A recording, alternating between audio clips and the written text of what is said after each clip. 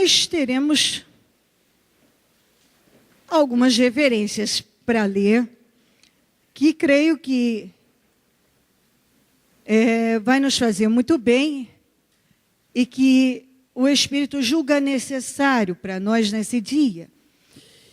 Então, nós vamos começar com Gênesis 25, para ter um entendimento melhor dos acontecimentos aqui.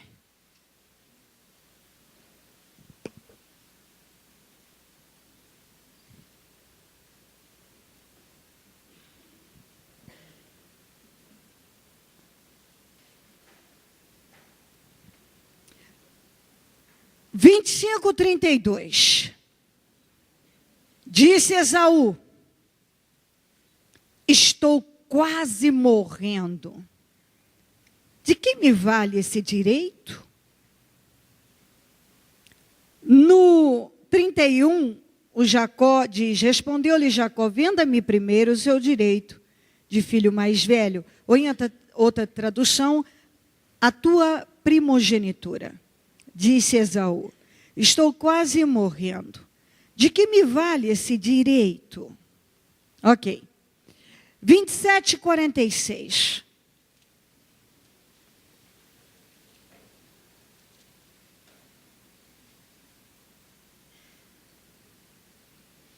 Então Rebeca disse a Isaque: estou desgostosa da vida por causa destas mulheres hititas.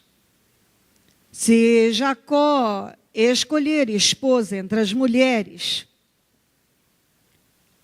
desta terra,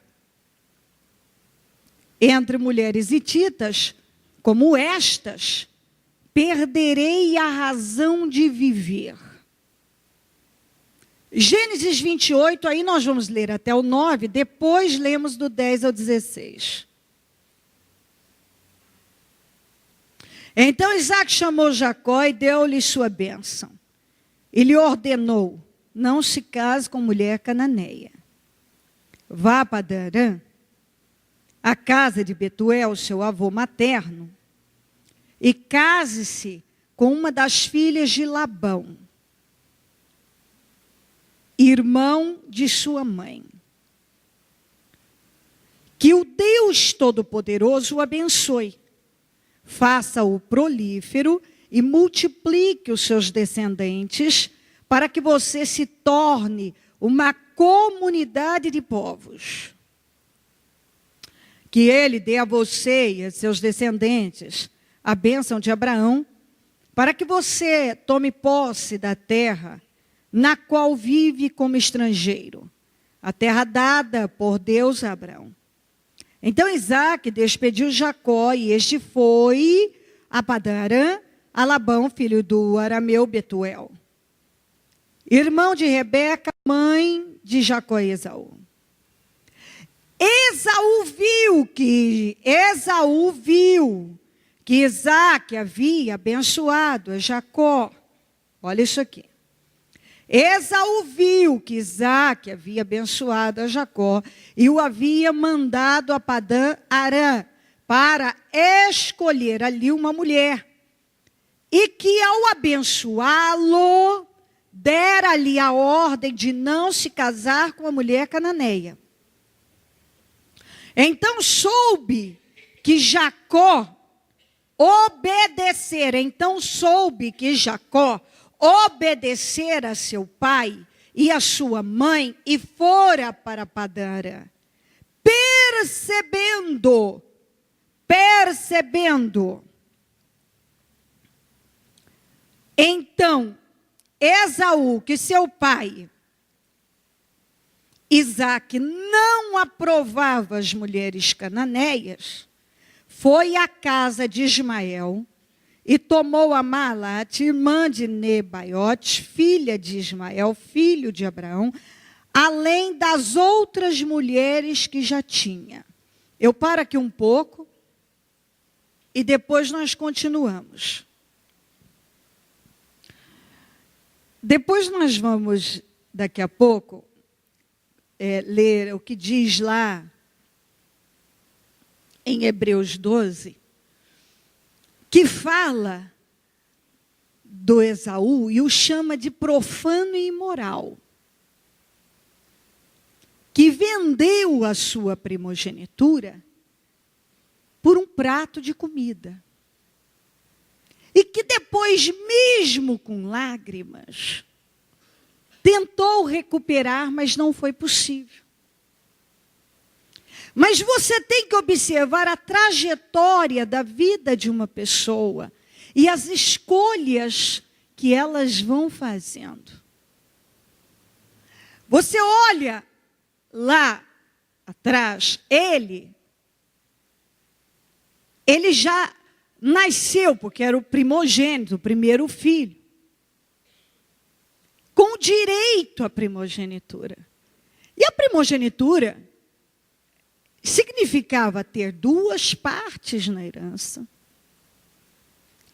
e dar continuidade à promessa que Deus havia feito a Abraão. Então, isso era muito grande. Quer dizer, por intermédio daquela pessoa, porque Deus começou com Abraão e vinha agindo para levantar um grande povo, uma nação. Então, a história daquela pessoa jamais seria a mesma. Ele tinha o direito a dar continuidade ao grande projeto de Deus. Ele tinha esse direito, já do nascimento. Você vê que as pessoas recebem de Deus. Por intermédio de Jesus Cristo, quando elas creem, elas passam a ter direito a todas as promessas. E a essas 7 promessas que foram feitas a Abraão. Então, quando você crê no Senhor, você passa a ser o quê? Herdeiro de Deus, diz a Bíblia, e co-herdeiro de Cristo, herdeiro conforme a promessa. Você passa a ter direito às promessas. Mas olha o que as pessoas fazem. Num momento de estresse, de ansiedade, no caso do Esaú, ele estava com muita fome. E esta fome nós podemos abrir. Fome. Às vezes a pessoa está inquieta por muitas coisas. Ela está com pressa que o negócio saia. Ela está ansiosa, ela está inquieta. A carne está pedindo coisas e ela começa a ceder a tudo aquilo. Tem gente que vai cedendo a vários tipos de fome. O diabo sabe onde pegar e atacar cada pessoa. O diabo, ele fica à espreita, ao derredor, bramando como um leão, diz a Bíblia. E ele está o tempo todo analisando as pessoas. E como diz a Bíblia, lançando os seus dardos. E às vezes a pessoa não está se dando conta que o que está acontecendo com ela é um ataque diabólico. O diabo, ele quer matar, ele quer roubar e ele quer destruir a vida das pessoas. Mas isso as pessoas, os cristãos já ouviram isso muitas vezes e repetem isso. Só que no dia a dia não prestam atenção que estão muitas vezes sendo roubados e o mal está lutando para matar a fé, o espírito, a alegria e vai destruindo. O Esaú estava com fome e aí pediu um prato para o Jacó. O Jacó falou, me vende a sua primogenitura. Ah, para que me serve esse direito? quantas pessoas que agem assim na vida? Para que está me servindo isso? Para que está? Isso aqui não está servindo para nada. Isso não adianta. Ele tem bênçãos do Senhor, ele recebe, mas de repente ele não enxerga mais aquilo como bênção. Deus o colocou num lugar de honra, mas ele não enxerga. Deus tem abençoado, mas ele não enxerga. Deus já tem mudado a vida da pessoa de várias maneiras. Ela já não pensa mais da mesma forma, ela já não sente mais da mesma maneira, ela já tem atitudes diferentes, a situação dela já mudou, as coisas têm caminhado, ainda que não estejam perfeitas ou do jeito que ela diz que quer. Ela teve um avanço imenso. Ela tem direito a todas as promessas por intermédio da fé no Senhor. Ela tem. Mas aí ela vira e diz: para que me serve isso? O que está adiantando eu servir a Deus? O que está adiantando eu renunciar tanto? Eu lutar tanto nisso? O que está adiantando? Não está adiantando nada. Que me serve? Para que me serve essa primogenitura? Uau, o quê? Ele tinha direito a dar continuidade a todo o plano maravilhoso, o projeto de Deus maravilhoso, e ainda tinha direito a 2 partes na herança. Ser o primogênito não era só ser o filho mais velho, ele carregava com ele direitos, herança, poder.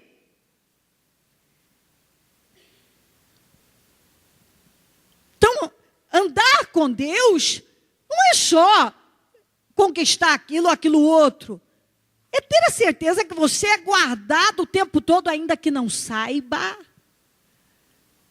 Ainda que não saiba.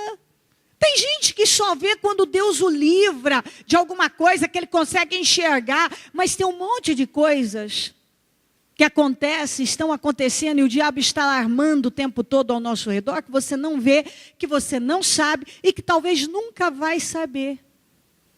Mas que Deus está lá livrando, guardando, protegendo.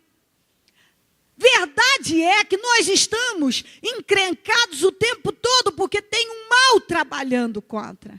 E Deus está nos livrando o tempo todo. Ainda que você nunca fique sabendo daquele tal livramento que Deus operou, mas você pode ter certeza que Ele está nos livrando o tempo todo. Nós corremos perigo o tempo todo. Nas mínimas coisas nós vemos Deus guardar.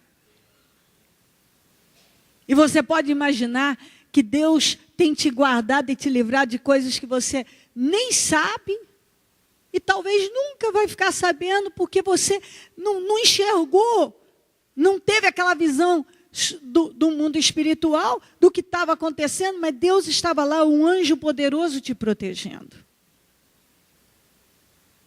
Então Esaú, ele era um homem privilegiado, mas sabe quando uma pessoa decide não ter caráter? Porque isso é uma decisão, você pode decidir ter. Ele decidiu ser um carnal, como diz a Bíblia, um profano, imoral. Teoricamente, o Deus dele era o Senhor. Como teoricamente, o Deus de muitas pessoas é o Senhor. Mas na prática, no ser de verdade, não é não. Então, teoricamente, o Deus de Esaú era o Senhor. Mas e na prática? Na prática ele era um profano, ele era um imoral, ele era um homem sem caráter. Ele não valorizava o que ele tinha, que era seu por direito. Isso acontece com muitas pessoas. A pessoa tem por direito viver o poder, as promessas de Deus, mas ela simplesmente despreza, porque eu estou com fome. Porque eu estou com fome. Porque eu estou ansioso, porque eu estou estressado, porque eu estou com raiva, porque eu estou com isso, porque eu estou com vontade disso, porque a minha carne está pedindo isso. Ela simplesmente Joga fora. Então ele jogou fora a primogenitura dele. Foi lá, eu li no 46, 27, 46, a mãe dele falando do desgosto dele ter se casado com 2 mulheres hititas. O povo heteu era um dos povos que habitava em Canaã. E, no geral, as pessoas que habitavam ali eram pessoas profanas, endemoniadas, mundanas. E ele foi lá e casou com 2 mulheres hititas. A mãe dele estava num desgosto. Extremamente desgostosa. Ela chegou para o Isaac e disse: Isaac, se o Jacó também se casar com mulheres da terra de Canaã, eu vou perder minha razão de viver. Por quê? Porque ela sabia que então todo o projeto de Deus estaria comprometido. E muitas pessoas não temem comprometer a fé dele, o relacionamento dele com Deus. Não teme. Ele não se preocupa, como a mãe do Esaú e do Jacó estava extremamente desgostosa com a atitude do Esaú. Deus tem estado desgostoso com a atitude de muitos. Que Deus fala: olha, não é para você fazer isso. A pessoa vai lá, despreza aquilo que há de melhor, como Esaú desprezou. Ele tinha direito àquela promessa, a herança, a coisas tão grandes. Ele desprezou por causa de nada. Quantas pessoas que trocam uma coisa grande por causa de um momento, por causa de nada? Quantas pessoas que Deus diz: não faça isso, ele vai lá e faz o contrário. Ele foi lá e se casou com mulheres hititas. A mãe dele estava muito desgostosa com aquilo, porque ele foi se envolver com gente que não era da mesma fé, do mesmo mundo, não tinha o mesmo espírito, não tinha nada a ver com Deus. E a mãe estava muito desgostosa com aquilo. Chegou a falar que se o Jacó fizesse a mesma coisa, ela ia perder a razão de viver, porque, quer dizer, era muito grave aquilo que o Esaú estava fazendo. Aí o Isaac chamou o Jacó e o abençoou. Quando ele o abençoou, diz aqui, deu a bênção, imediatamente lhe deu direção: filho, não se case com mulher cananeia. Não se case com nenhuma dessas mulheres. Quer dizer, meu filho, não se envolva com coisas que te levarão que vão te levar à destruição. Não se envolva. Meu filho, não se case com mulher cananeia. Porque o que significava as mulheres cananeias? Já disse. Tudo que era contrário à vontade de Deus. Isso você pode colocar desde relacionamento amoroso, relacionamento de amizade, muitas vezes relacionamentos de trabalho ilícito, negócios, questões ilícitas, questões voltadas para a carne, tudo. Tudo que leva à corrupção e à condenação. O Senhor não queria aquela mistura. Você é de Deus e Deus não nos quer misturados com coisas mundanas.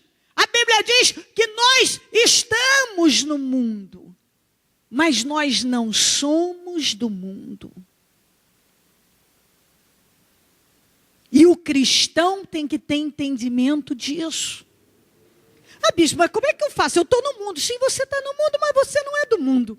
Isso significa que você não pode se envergonhar de viver uma vida santa.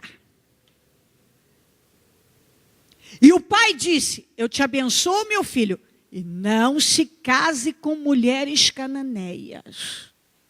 Você vai lá para a minha terra, vai pegar uma esposa para você de lá. Não pega desse povo aqui.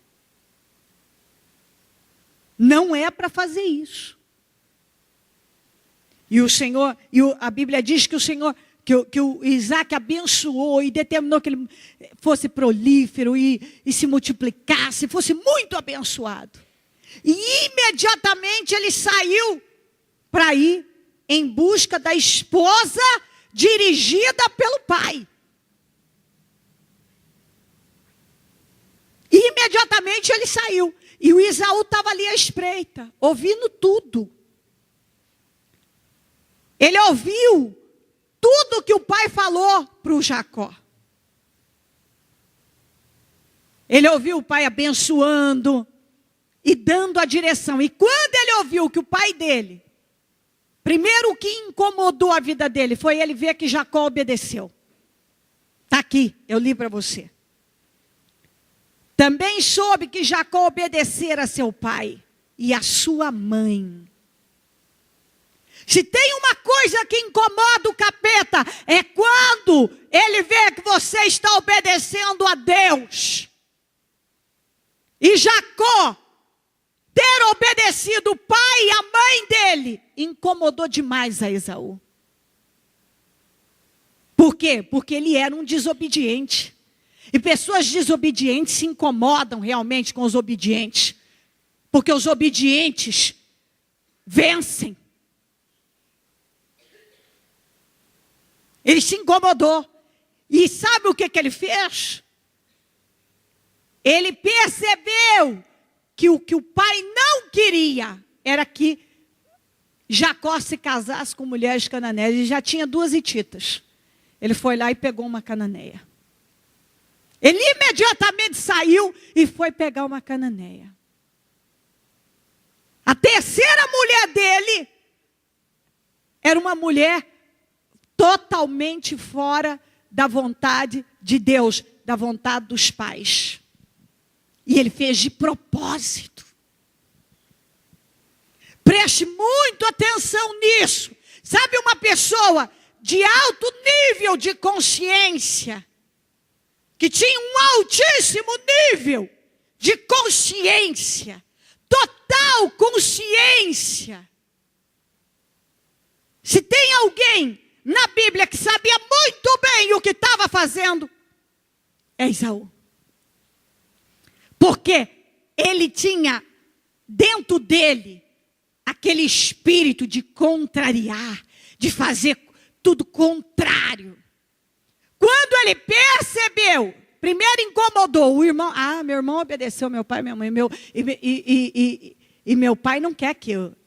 Falou para ele não casar com mulher cananeia. Ele saiu dali e foi lá pegar uma mulher cananeia. Quantos que têm total consciência do que não deve fazer? Sabe bem, isso eu não devo. Mas ele vai lá e faz. Eu não devo me envolver com essa pessoa. Eu não devo fazer esse tipo de negócio. Eu não devo falar desse jeito. Eu não devo agir assim.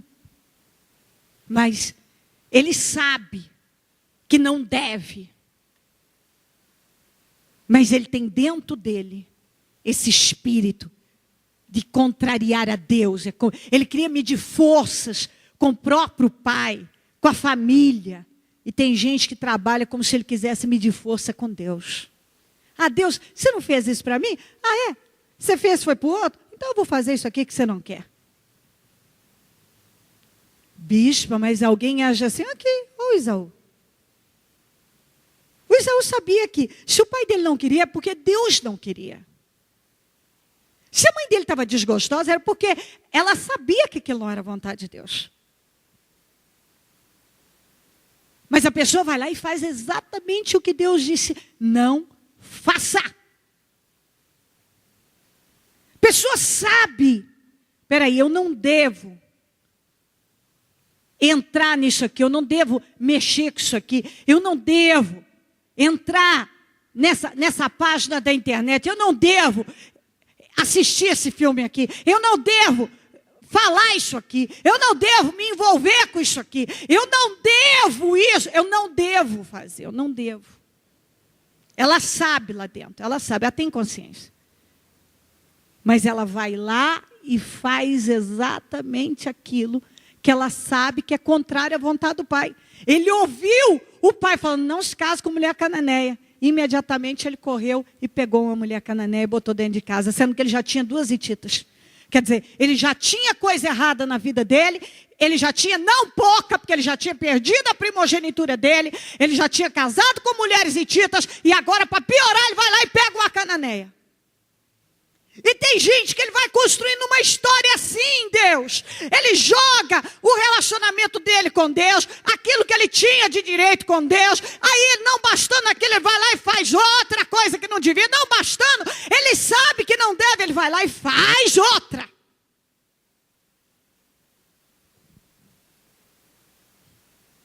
Tem gente que ao invés de construir uma história de temor e de obediência a Deus, ele constrói uma história totalmente contrária. É pecando, sabendo que não devia, é fazendo aquilo que Deus disse, não faça, meu filho. Quantas vezes você talvez já veio nessa reunião, já ouviu, e Deus falando, filho, não faça isso. Não haja assim, não vá lá mexer com isso, isso não é para você. Isso não é, talvez você não tenha se dado conta que Deus está desgostoso, Deus não está feliz com as atitudes. E você pode abrir para muita coisa na vida, que a pessoa vai se fechando, e só se entregando, e cedendo conscientemente a coisas que o Senhor já disse, não. Isso é um desgosto. Não faça isso. Isaac falou para Jacó, eu te abençoo, meu filho, e não se case com mulher cananeia. O Isaú lá, quer dizer que se eu casar com uma mulher cananeia, meu pai vai ficar chateado mesmo. Vou lá casar com uma. Vou catar, me dá isso aqui. Você vê que ele não se casou com essas mulheres porque ele gostava, ou porque ele se interessava, ou isso, aquilo. Era tudo para provocar. Ele fazia para provocar. As atitudes do Isaú eram sempre, ele sempre agia na carne. Ele era provocativo. Ele não pensou quanto ele tinha e o quanto ele jogou fora e foi perdendo por causa da sua conduta espiritual, moral, a falta de caráter que ele tinha como um servo de Deus e como pessoa. Aí, do 10 ao 16. Jacó partiu de Berseba e foi para Harã. Chegando a determinado lugar, parou para pernoitar, porque o sol já se havia posto. Tomando uma das pedras dali, usou-a como travesseiro e deitou-se. E teve um sonho no qual viu uma escada apoiada na terra. O seu topo alcançava os céus. E os anjos de Deus subiam e desciam por ela. Ao lado dele estava o Senhor. Ao lado dele estava o Senhor. Que lhe disse, eu sou o Senhor, o Deus de seu pai, Abraão, o Deus de Isaque. Darei a você e a seus descendentes a terra na qual você está deitado. Seus descendentes serão como o pó da terra, e se espalharão para o oeste, para o leste, para o norte e para o sul. Todos os povos da terra serão abençoados por meio de você e da sua descendência. Estou com você e cuidarei de você, aonde quer que vá, e eu o trarei de volta a esta terra. Não deixarei enquanto não fizer o que lhe prometi.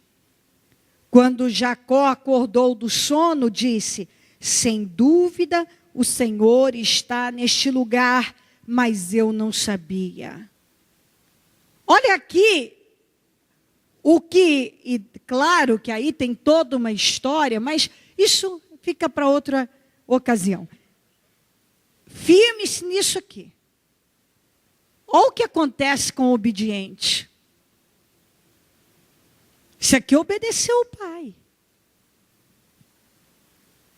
Esse aqui teve essa visão quando estava indo na direção que o pai mandou.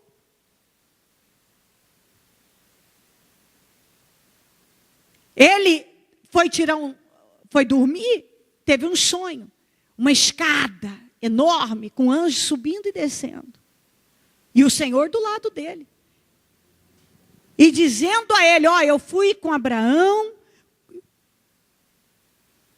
com Isaac, você com você. E vou fazer de você grande, vou cuidar de você, não vou te desamparar, vou cumprir com tudo que eu prometi. Ele acordou. Puxa, o Senhor, sem dúvida o Senhor está neste lugar, eu não sabia. Naquele momento, ele reconheceu a presença do Senhor de tão forte. Tão forte. E tudo isso o Senhor cumpriu. Você vê essa escadaria, anjos subindo e descendo. Eu entendo no meu espírito esse trabalhar de Deus em favor da realização da sua promessa, planos, projetos para a vida de uma pessoa. Os anjos naquela escada tão grande que dava até o céu, subiam e desciam. E eu penso que Deus trabalha exatamente assim, para nos levar para um lugar mais alto, e os anjos trabalham para isso.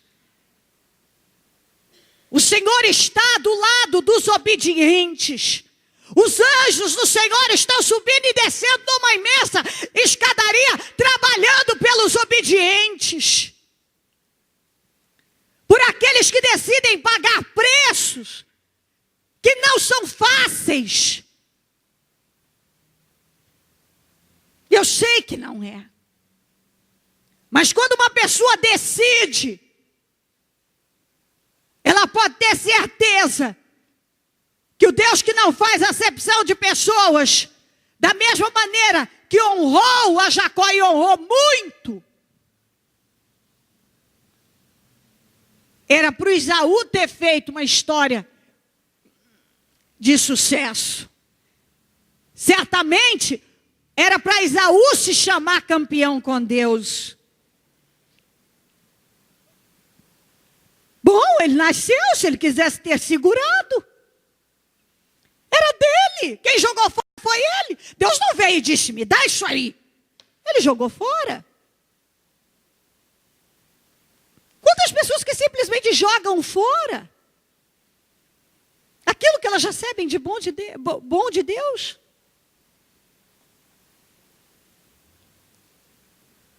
Esaú podia ter terminado os dias dele se chamando Israel, que significa campeão com Deus.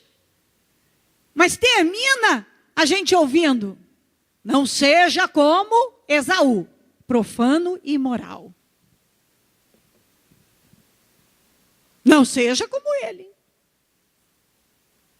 Já parou para pensar? Ele é usado como um exemplo que você não deve seguir. Não siga esse exemplo, hein? Isso é péssimo. O sujeito fez tudo errado com a vida dele. Mas ele tinha tudo para fazer certo. Tem gente que tem tudo. Tem, mas não coloca força naquilo.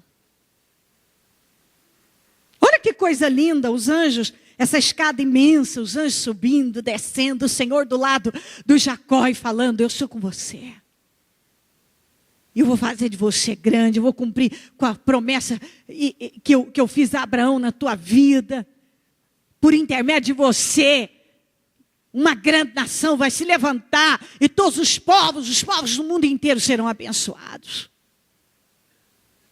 E eu não vou te deixar, não vou te desamparar. Ele acorda e diz: uau, Deus está aqui, sem dúvida está nesse lugar. Eu penso que para o obediente pode dizer exatamente isso. Sem dúvida Deus está comigo. Sem dúvida Deus está neste lugar, está na minha vida. Sem dúvida. Na vida do obediente é assim. E Deus pode fazer. E você vê que o que era para Esaú, passou para Jacó. Infelizmente tem gente que tem nas mãos tudo, mas ele simplesmente joga fora. Ele tem uma boa família, mas ele está jogando fora. Ele tem um bom emprego, mas ele está jogando fora. Ele tem um talento, mas ele está enterrando. Ele tem uma boa pessoa do lado dele, mas ele despreza. Ele tem condições de crescer através do conhecimento de Deus, mas ele não valoriza. Ele tem coisas bacanas, ele tem coisa legal, ele tem uma vida abençoada, ele tem, mas ele simplesmente joga fora. Ele tem as promessas de Deus para se cumprirem na vida dele, mas ele despreza através do pecado. Enfim, abra o leque. Leva isso que a pessoa tem. Deus deu a ela condições, mas ela simplesmente não quer. É como se ela parasse e dissesse: olha, essa aqui é uma bênção muito grande, mas eu não quero, tá? Que foi exatamente isso que Esaú fez. Para que me serve essa primogenitura se eu estou morrendo de fome? Ele trocou por causa de um prato de comida, gente. Você sabe o que significa trocar duas partes da herança, construir uma história, Deus poder cumprir, levantar uma nação por teu intermédio? É um projeto imenso, gigantesco. Sabe o que é abrir mão de algo muito grande por causa de um prato de comida? Por causa de um lanche com batata frita? Tem gente que faz isso. Eu estou com fome agora. Eu quero agora. Eu preciso disso agora. Quantas pessoas que foram libertas do vício e cederam, voltaram para o vício, consciente: Deus não tem isso para mim, eu não vou ceder. Mas o diabo foi tentando e ele foi lá e cedeu. Quantas pessoas que voltaram a cometer coisas que Deus disse não, trocou coisas imensas. A confiança da família, a confiança que Deus depositou na vida dela. Para que me serve? Eu estou com fome agora. Eu quero agora. Eu preciso saciar minha carne agora. Meu Deus. Você vê que um momento da vida, o Esaú definiu a vida dele por um momento e destruiu. Quantas pessoas que definiram já a vida delas por um momento que estavam vivendo. Tem gente que é capaz de definir a vida por um momento. E o que é pior, depois que faz um abismo, vai puxando outro abismo. Depois que ele fez isso, ele foi lá, casou com 2 mulheres hititas, não bastando, foi lá, pegou uma cananeia também, e assim foi a vida do Esaú. Assim foi a vida dele. Tem gente que não basta tomar uma atitude errada ali, daqui a pouco ele toma de novo. Você vê que, infelizmente, Tem gente que não tem como, a gente diz, não viva de passado, mas tem gente que não tem como você ignorar o passado dele. O sujeito que foi lá e fez uma besteira lá, fez outra, que fez outra, e assim vai fazendo na vida. Vai sempre caindo nos mesmos erros. O diabo vai vencendo naquela fraqueza. Ele era um orgulhoso, um arrogante, que não pensava. Você vê que é uma pessoa que era precipitada, porém, um sujeito consciente, que estava errado, que não devia fazer, no entanto, ele ia lá e fazia. E tem muita gente assim.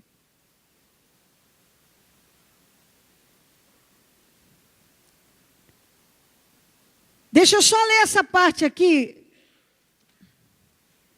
de Efésios. Eu poderia ler inteiro toda a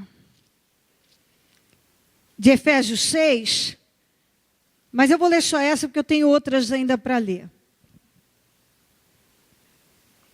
Efésios 6,14.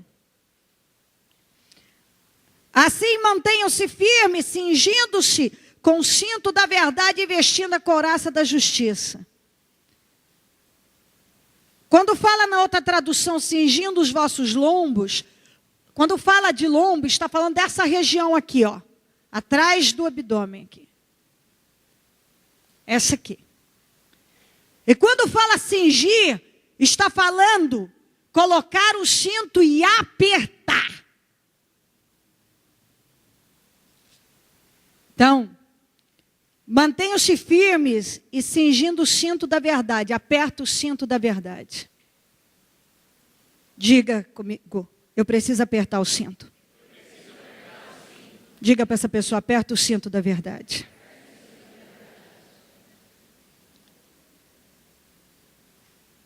Cingir significa apertar. Cinto, você sabe, você coloca nessa região. Então, você coloca o cinto da verdade. E a verdade é a palavra de Deus. E cada dia que passar, aperta mais. Aperta. Eu preciso apertar mais, eu vou apertar. Eu preciso fazer mais um furo, que tem que apertar mais. Não é soltar, não. Pode ficar largo o cinto na minha cintura. Preciso cingir. A Bíblia está dizendo, cingindo, apertando o cinto da verdade. Aperta o cinto da verdade.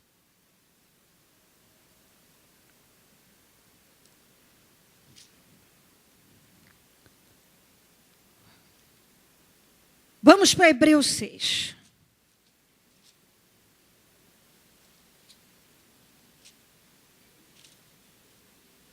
Ó, preste muita atenção nisso aqui.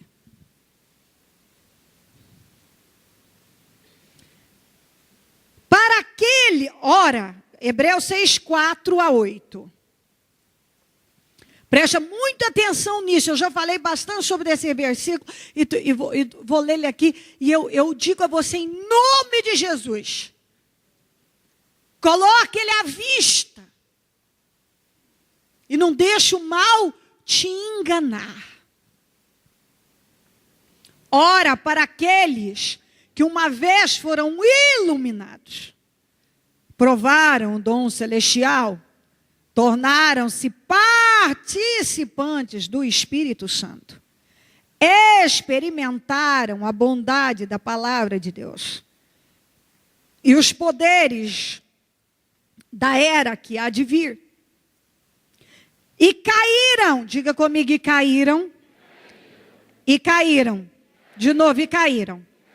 É impossível que sejam reconduzidos ao arrependimento, pois para si mesmos estão crucificando de novo o Filho de Deus, sujeitando-o à desonra pública. Pois a terra que absorve a chuva, você é a terra, A chuva é a bênção. Pois a terra que absorve a chuva, que cai frequentemente, dá a colheita. Quer dizer, você é a terra, absorve a chuva e então produz, frutifica. Dá colheita proveitosa àqueles que a cultivam. Recebe a bênção de Deus. Mas a terra somos nós, produz espinhos, que produz espinhos. E ervas daninhas é inútil, e logo será amaldiçoada. Seu fim é ser queimada. Tem gente que é uma terra que só produz espinhos. Ele não produz uma boa colheita. Ele produz espinhos. Você vê que quando uma pessoa que um dia esteve no Senhor, teve uma vida com Ele, experimentou o poder dEle e o deixa, ele está crucificando o Senhor novamente. Por quê? Porque ele o expõe à desonra pública. Porque que vergonha é o que está acontecendo cada dia mais nesse mundo. As pessoas não têm um pingo de limite. Elas mancham a credibilidade de Deus com as suas atitudes.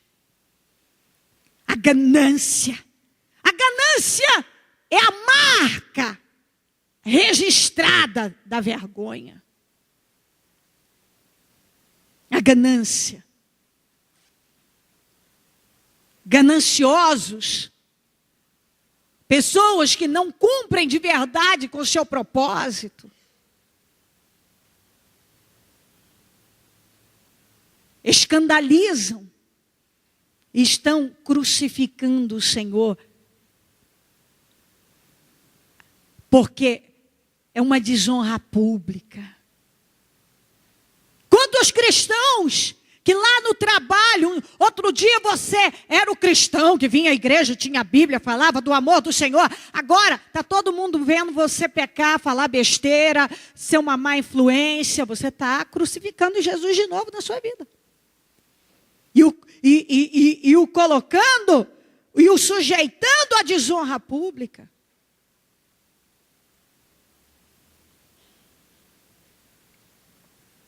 Pois para si mesmos estão crucificando de novo o Filho de Deus, sujeitando-o à desonra pública. Por isso que é impossível essa pessoa que se afastou de Deus encontrar arrependimento novamente. Por isso que eu tenho falado, cuidado, não deixa o diabo te tirar da presença de Deus, porque eu estou acostumada a ver isso. É assim, é uma história, vai se repetir, a mesma história se repetindo na vida de muitas pessoas.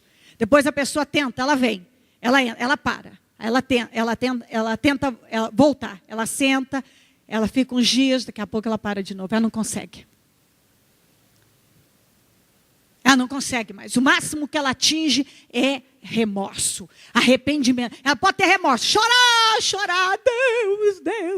Ela não consegue chegar.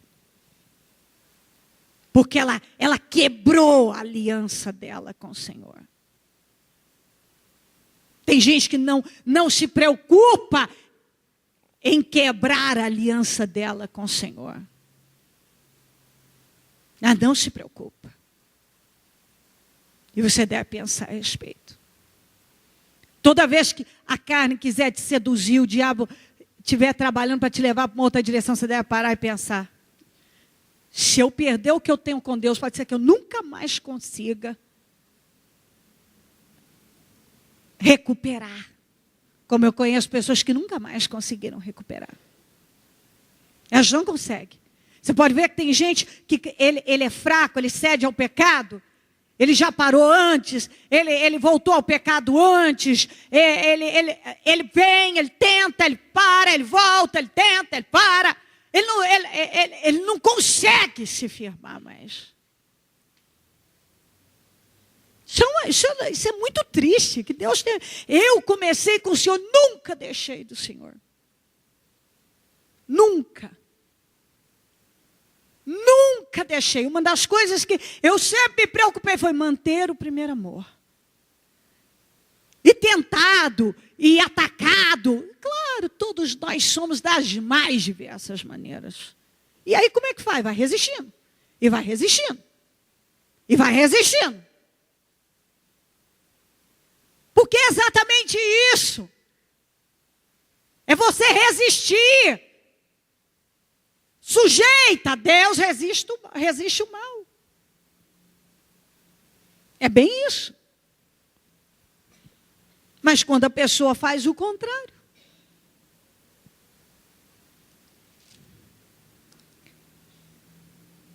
Hebreus 12, 16 a 17.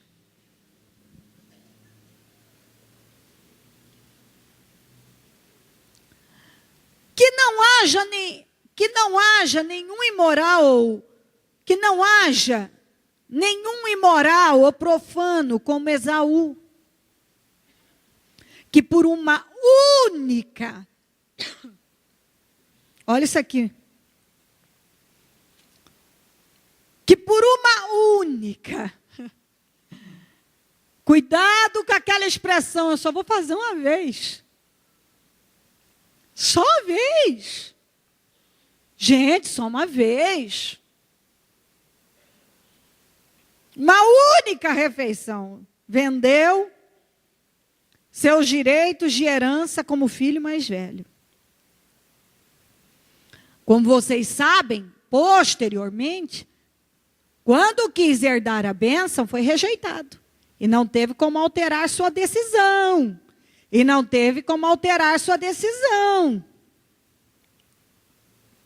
Embora buscasse a bênção com lágrimas.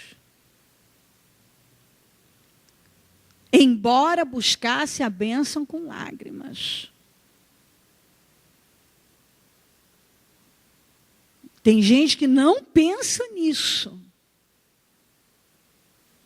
Não pensa. Por uma coisa, ele troca uma vida. Algo muito grande. Depois, ainda que com lágrimas. Eu conheço gente que depois que perdeu algo, deu cambalhotas, plantou bananeira, mas nunca mais recuperou.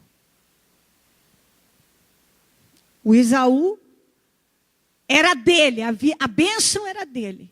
Mas por uma única refeição ele jogou tudo fora. Pois lutou, mas foi rejeitado. Com lágrimas, mas não pôde alterar sua decisão. Cuidado. A gente deve pensar. Se Deus fala conosco assim, é porque Ele não quer que você fracasse. Palavras como essa é a maior prova de amor. Você não pode ficar jururu e chateado, você tem que ficar feliz da vida. Uau, Deus está preocupado comigo. Deus está preocupado comigo. Deus não quer que eu coloque o meu pé fora da direção dEle.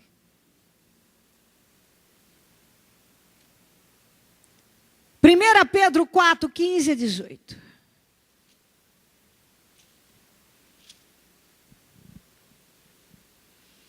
Olha que coisa mais bacana que isso aqui.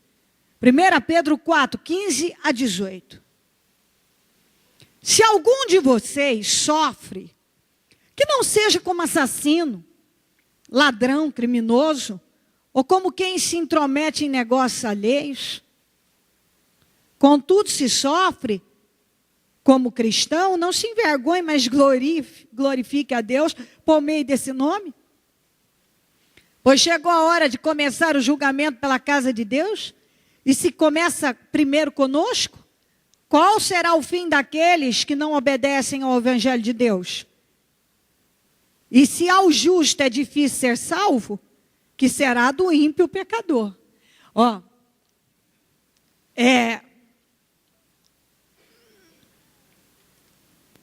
Quando eu passo em frente de presídio, tem um presídio que a gente passa em frente,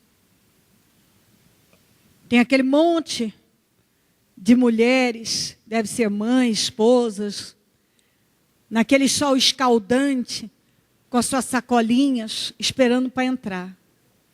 Aí você olha à distância, aquelas grades minúsculas, e você vê mãos para fora. E quando você olha aquilo, você vê o quanto a liberdade, só quem perde é que sabe o quanto a liberdade é importante. É tudo. E você vê aquelas gradinhas pequenininhas e a pessoa, um com o braço para fora, aquela coisa, buscando por certo ar, buscando naquelas celas minúsculas e lotadas. Um calor infernal. Aquilo é sofrimento. Só que estão sofrendo por quê? Uns mataram, outros roubaram e fizeram atrocidades, sei lá. Então tem muita gente sofrendo porque foi lá e fez tudo aquilo que não se deve fazer. Agora tem pessoas que sofrem para manter a fé. Sofre porque a família critica, é um sofrimento. Os amigos se afastaram. Você gostava daquele amigo, mas ele não concorda com a sua fé. Então você sabe que é melhor se afastar. Sofre porque tinha um relacionamento que você era completamente apaixonada, mas você sabe que aquilo é ilícito, que não é um sofrimento. Largar de alguém que você gosta, parar de se relacionar com aquela pessoa, para não pecar contra Deus. Você estava envolvido com tal coisa que até te dava muito dinheiro, mas você descobriu que aquilo é ilícito. Você sofre. Mas você está sofrendo. E eu posso abrir esse assunto, você pode ter exemplos até bem melhores do que os meus. Que você abre mão de algo, quando você abre mão de algo para agradar a Deus, muitas vezes é sofrido. Mas você está sofrendo como cristão. Para agradar a Deus e com a certeza de uma grande recompensa. Não é fácil. Não é fácil. Como até o pai do menino que toca em Rio Preto, do Bruno, ele deu um testemunho uma vez. Quando ele chegou na igreja, ele tinha uma amante. Ele testemunhou isso na TV. E a esposa vinha lutando por ele e tal. E quando ele deixou a palavra entrar, ele disse, vou repetir as palavras dele. Ele falou, foi muito difícil, mas muito difícil. Ele chegou a botar, eu lembro dele botar a força para falar. Foi muito difícil deixar aquele relacionamento. Mas ele deixou. Por causa da família, por causa da esposa. Mas o que o levou a deixar foi agora, por causa da família, por causa da esposa, foi Deus. Foi entendimento da palavra. Porque antes só a esposa e os filhos não eram o bastante. Mas agora, o entendimento de Deus levou ele a parar com aquilo. E ele disse, foi muito difícil. Ele deixou bem claro que foi um sofrimento. Mas ele abriu mão por causa da fé. Então, ele sofreu, mas sofreu como um cristão. Para agradar a Deus. Como às vezes você é criticado, igual, eu sou uma pessoa bastante criticada. Cada escândalo desse que acontece, as pessoas... Outro dia eu ainda contei para vocês que um sujeito possesso lá entrou no meu Twitter, mas falou coisas que eu nunca, em toda a minha história de vida, nunca pensei ouvir. Eu não deixo entrar. Eu brigo, mas na hora, aquilo vem como uma pancada, porque você não... você, quer dizer, está todo mundo fazendo uma baderna e de repente ninguém presta mais. E aí você é chamada das palavras mais baixo calão, a coisa mais absurda. Mais absurda. Quer dizer, eu não mereço ouvir aquilo. Eu não mereço. Mas eu não vou deixar de Jesus por causa disso. A carne imediatamente já vai te falar um monte de coisa. Bom, se eu não fosse isso, não precisava ouvir isso. A sua carne pode falar num momento de tensão e de nervoso, de ira. Pode vir um monte de coisas. É doído. É muito doído. Você está em exposição. Você está lutando para fazer a vontade de Deus.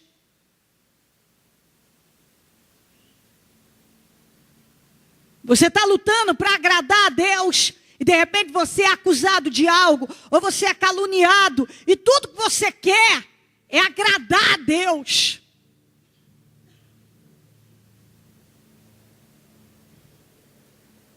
É fácil. O diabo te atenta. Ele vem, ele tenta de todas as maneiras. Está vendo? Olha isso aí, ó, está vendo? Olha o que o seu familiar está falando, olha o que as pessoas estão falando, olha isso aí. Olha a pressão, olha a acusação, olha aí. Então, se você ler logo aqui, ó, diz aqui no 12 também, ó. Amados, não se surpreendam com o fogo que surge entre vocês para os provar como se algo estranho lhes estivesse acontecendo. No 12. Mas alegrem-se à medida que participam dos sofrimentos de Cristo, para que também, quando a sua glória for revelada, vocês exultem com grande alegria. Se vocês são insultados por causa do nome de Cristo, felizes são vocês, pois o Espírito da glória, o Espírito de Deus repousa sobre vocês. Está entendendo? Se algum de vocês sofre, que não seja como assassino. Por que está doendo? Por que estou sofrendo? Por que isso está... porque eu temo a Deus. Porque o diabo não gosta de mim. Porque estou lutando para fazer a vontade de Deus. Eu me lembro de ver aquele senhor, nunca mais esqueci do semblante dele. Você vê que realmente foi uma decisão muito difícil que ele teve que tomar. Ele sofreu para tomar aquela decisão. Mas ele sofreu para agir para dentro da vontade de Deus e temer a Deus. Está entendendo isso? Então, bendito o sofrimento. É um sofrimento? Tem coisa que é um sofrimento. Você não pode tratar com... Não é um sofrimento. Às vezes é aguentar uma situação. Não é nem largar de uma, é aguentar uma. É um sofrimento. Mas por que você faz? Porque você teme a Deus. Então, bendito sofrimento. Isso está entrando?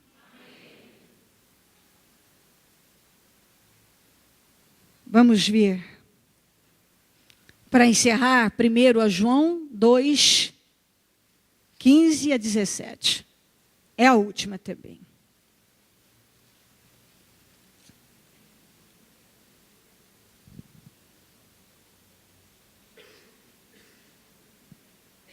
Não amem o mundo. 1 João 2, 15 a 17. Não amem o mundo, nem o que nele há. Se alguém ama o mundo, o amor do Pai não está nele.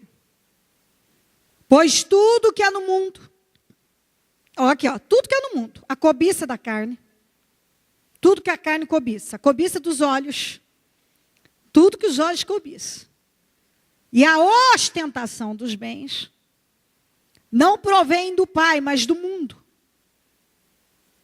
O mundo e a sua cobiça passam, mas aquele que faz a vontade de Deus permanece para sempre.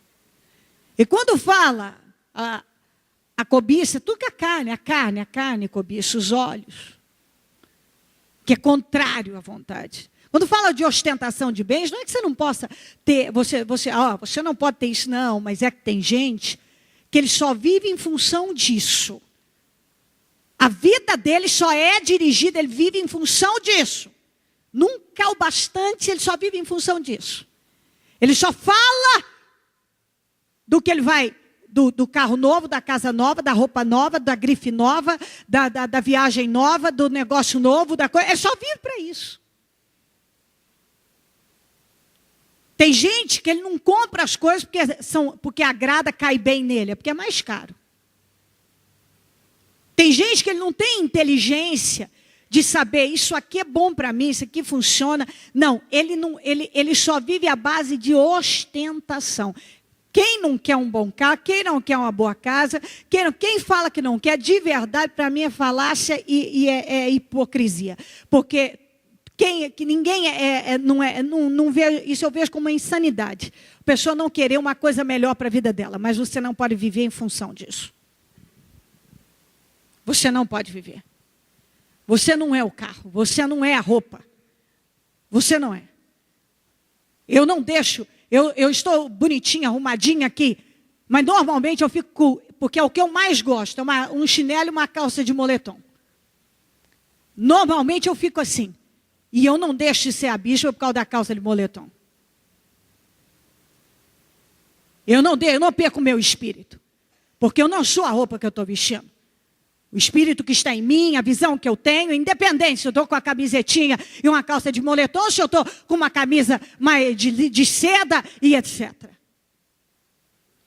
Você não pode ser isso. Tem gente que só preocupa em mostrar, em contar. E não estou falando de você dar um testemunho para exaltar o nome do Senhor. Estou falando de pessoas que até elas agem de forma medíocre. E você sabe do que estou falando.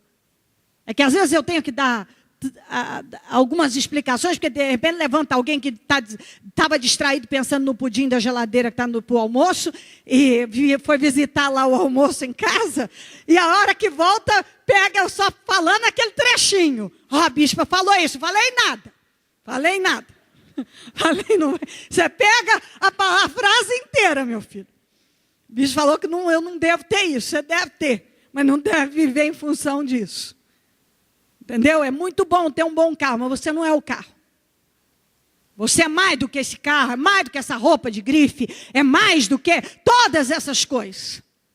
Você tem que ir além disso. Ir além. Mas tem gente que vive só para ostentar. Sabe, é uma coisa, isso é mediocridade, isso é ser muito medíocre. E isso é lamentável. Porque às vezes eu encontro pessoas que é uma competição de quem vai mais para a Europa, de quem decora a casa melhor, de quem faz isso. Isso não tem fim. Você tem que saber o que você quer, o que fica bom para você. E pronto. Às vezes você pode até alguém dizer, olha, isso aqui fica bom, você tem que olhar e ver se isso fica bom, etc. Não é porque é o mais caro, ou uma pessoa de nome disse para você que aquilo funciona. Você tem que olhar e ter direção daquilo, em tudo na vida. Então, a pessoa está aqui. A pessoa tem que pensar na conduta dela.